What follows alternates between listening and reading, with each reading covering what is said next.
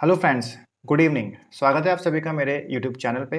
तो आज है 27 तारीख और 27 तारीख से रिलेटेड जितने भी मोस्ट इंपॉर्टेंट करंट अफेयर्स हैं हम इस वीडियो के माध्यम से डिस्कस करेंगे और उन क्वेश्चन से रिलेटेड इंपॉर्टेंट फैक्ट भी मैं आप लोगों से शेयर करूंगा। तो पूरी वीडियो आप लोगों को ध्यान से देखनी है और साथ ही लास्ट में मैं आपसे एक क्वेश्चन पुटअप करूंगा जिसका आंसर आपको कमेंट बॉक्स में बताना है। इसकी पीडीएफ फाइल आपको डिस्क्रिप्शन में दिए गए लिंक से डाउनलोड कर पाएंगे और यदि आपने मेरा अभी तक चैनल सब्सक्राइब नहीं किया है तो आप इसे प्लीज़ सब्सक्राइब कर लीजिए। तो चलते हैं हमारी वीडियो के अंदर। हमारा पहला क्वेश्चन है कि निम्न में से किस राज्य सरकार ने शिक्षा के क्षेत्र में आपदा प्रबंधन विषय को अनिवार्य विषय बनाने की घोषणा की है। तो देखिए, आपदा प्रबंधन होता क्या है कि किसी भी खतरा, कोई भी खतरा या कोई भी आपदा की रोकथाम के लिए जो प्रबंध किया जाता है उसे आपदा प्रबंधन कहते हैं।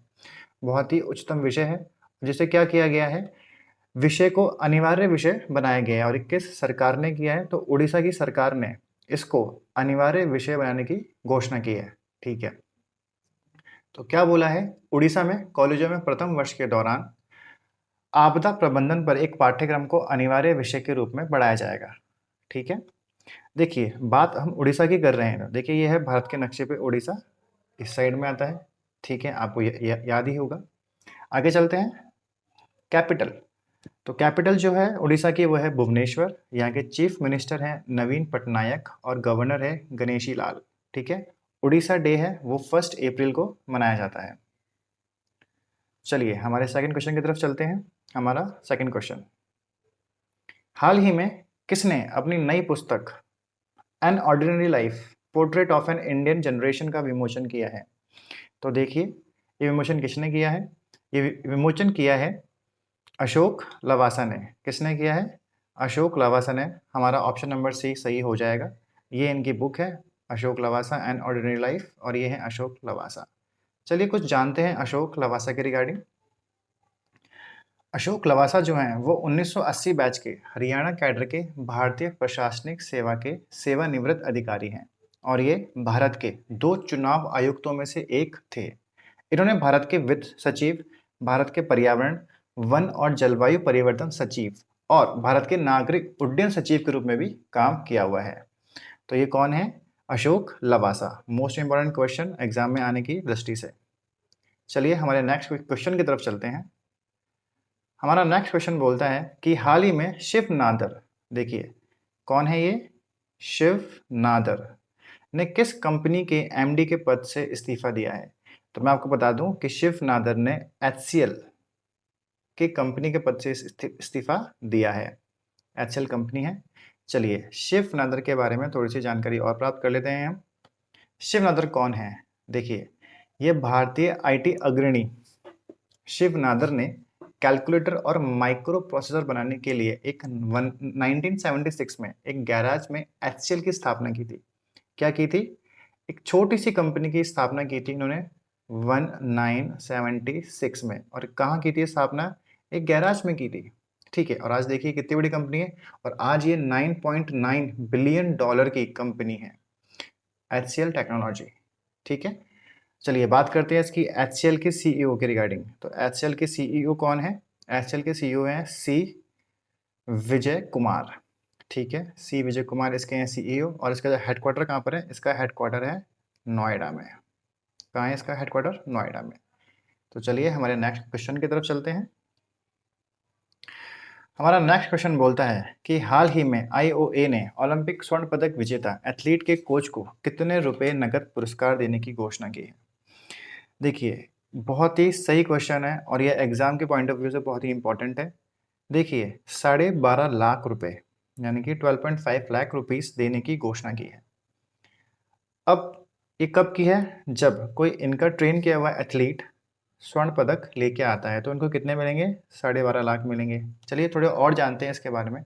यदि वही एथलीट सिल्वर लेके आता है तो इनको मिलेंगे 10 लाख रुपीस। कितने मिलेंगे, 10 लाख रुपीस। और यदि वही एथलीट ब्रॉन्ज लेके आता है तो इनको मिलेंगे 7.5 लाख यानी कि 7.5 लाख रुपए मिलेंगे। ठीक है, आगे चलते हैं। देखिए ये तो हुआ जो एथलीट खेलता है, तो उनको जो ट्रेन करते हैं उनको कितने रुपए मिलेंगे। अब हम बात करेंगे जो एथलीट जीतता है उनको कितने रुपए का प्राइज मनी दी जाती है। देखिए यदि कोई एथलीट गोल्ड मेडल लेके आता है तो उसको 75 लाख रुपीस दिए जाते हैं। किसको दिए जाते हैं? जो गोल्ड मेडल लेके आता है।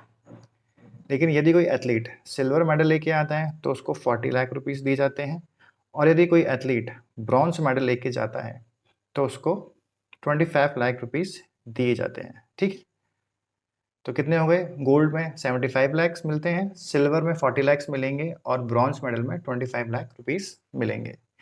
चलिए चलते हैं हमारे नेक्स्ट क्वेश्चन की तरफ। चलिए नेक्स्ट क्वेश्चन हमारा है, कौन सा देश अंतर्राष्ट्रीय सौर गठबंधन मतलब इंटरनेशनल सोलर अलायंस में शामिल हुआ है? तो वो कौन सा देश है? वो है देश स्वीडन, जो कि आपको वर्ल्ड के मैप पे दिख रहा होगा यहाँ पे। ठीक है, तो वो देश है स्वीडन। हमारा ऑप्शन नंबर ए करेक्ट हो जाएगा। अब बात करते हैं कि ये ISA होता क्या है, यानी कि इंटरनेशनल सोलर अलायंस होता क्या है। तो अंतर्राष्ट्रीय सौर गठबंधन, ठीक है, भारत द्वारा शुरू किए गए 121 देशों का एक गठबंधन है। ठीक है, जिनमें से अधिकांश धूप वाले देश। देखो, अब धूप वाले देश से क्या मतलब होता है? सपोज कि हमारी अर्थ है, ठीक है, होती है 0 डिग्री एंगल की। अब इसके ऊपर होती है ट्रॉपिक ऑफ कैंसर यानी कि कर्क रेखा, और इसके नीचे होती है ट्रॉपिक ऑफ कैप्रिकॉर्न यानी कि मकर रेखा। अब देखो क्या होता है कि सूर्य की जो किरणें होती है ना, वो इस पे ऐसे पड़ती हैं, तो अधिकांश हिस्सा क्या होता है? धूप में रहता है, विजिबल रहता है यानी कि।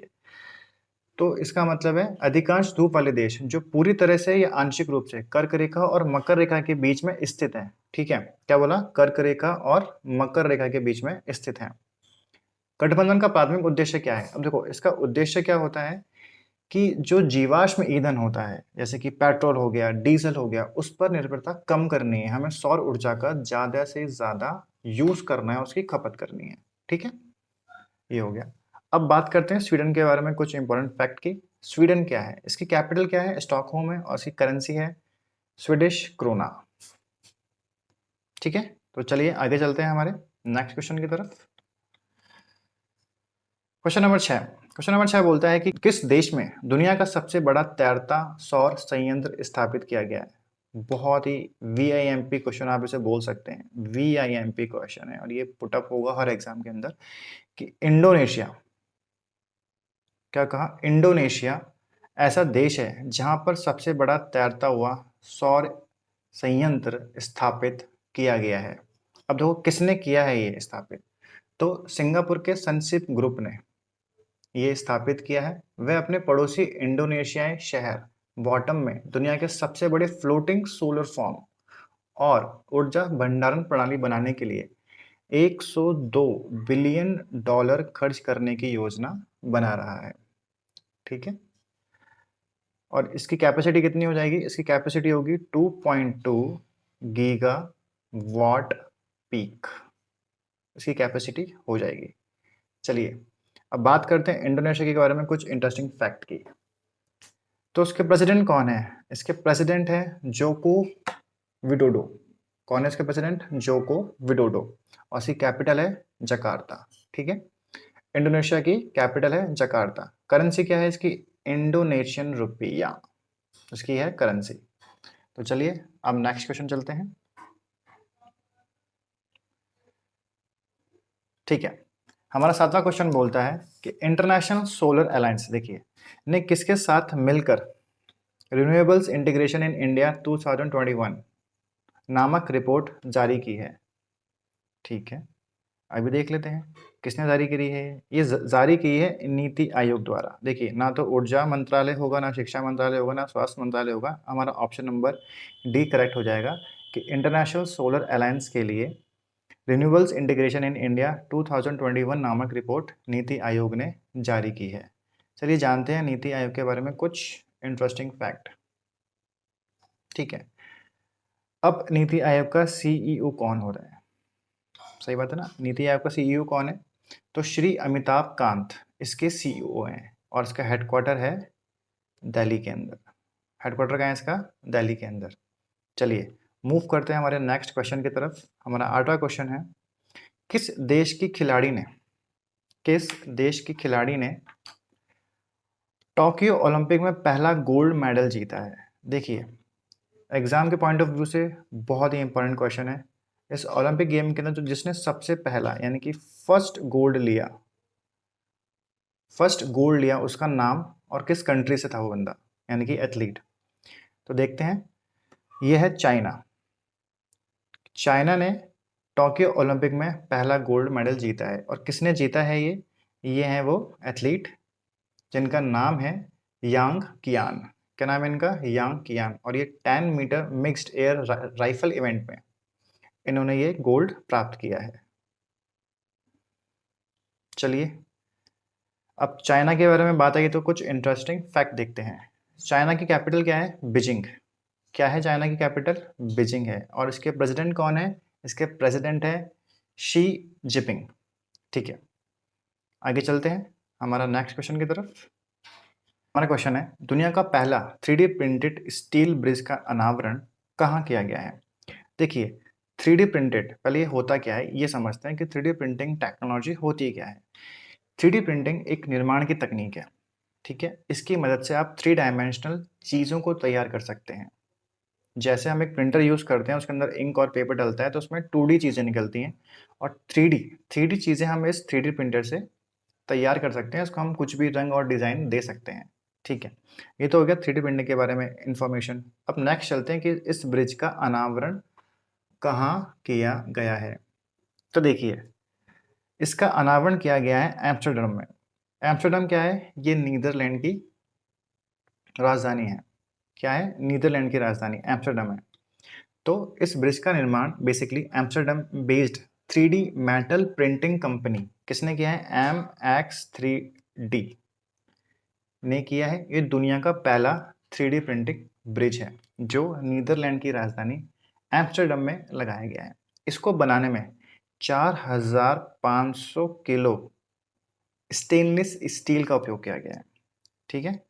Most important question VIMP exam के पॉइंट ऑफ व्यू से और टेक्नोलॉजी के पॉइंट ऑफ व्यू से, ठीक है। तो चलिए आगे चलते हैं।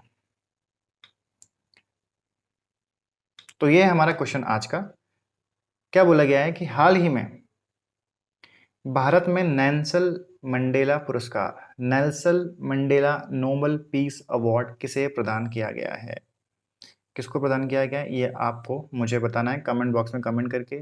उदित नारायण को दिया गया है, कुमार सोनू को दिया गया है, अरिजीत सिंह को दिया गया है, सोनू निगम को दिया गया है, किसको ये अवार्ड दिया गया है? तो दोस्तों, आज के लिए बस इतना ही। यदि आपने मेरा चैनल अभी तक सब्सक्राइब नहीं किया है तो प्लीज़ सब्सक्राइब कर लीजिए। और आपके कोई क्वेश्चन वगैरह हैं तो आप मुझे कमेंट बॉक्स में पूछ सकते हैं। आज के लिए थैंक यू।